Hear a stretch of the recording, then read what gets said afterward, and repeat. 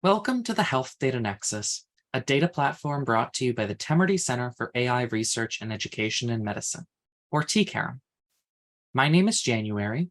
I'm the data steward at T-CAIREM, and I'm here to guide you through accessing and using the Health Data Nexus. Have you ever wanted easy access to real-world medical data in a secure environment? Maybe you're a researcher who wants to train an algorithm that can be implemented in the hospital system. Maybe you're an educator who wants your data science course to get some experience with the challenges and insights of working with real-world data. Maybe you want to run a datathon and get a large number of participants access to a dataset already loaded with interesting questions. The Health Data Nexus can help you with all of these and more. Ready to get started? Great. Let's begin. Let's get started by going to healthdatanexus.ai, the home of the Health Data Nexus. The Start Here button will run you through the information that we're talking about today, if you need a refresher.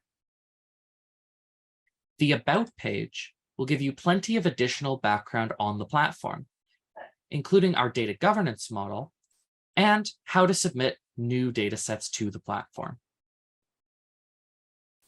Finally, our Data page will give you an overview.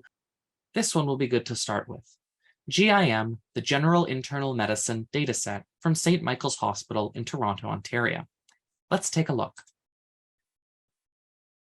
The data page for a dataset will give us all the information we need to understand the basics of a dataset on the platform, including how the data was collected and what it should be used for.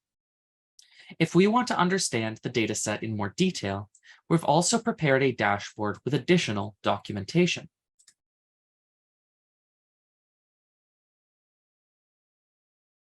This includes a detailed data dictionary, additional context on the dataset, and tutorials for working with the data. Now that we've talked about how data is presented on the platform, we will learn how to access the platform as a user.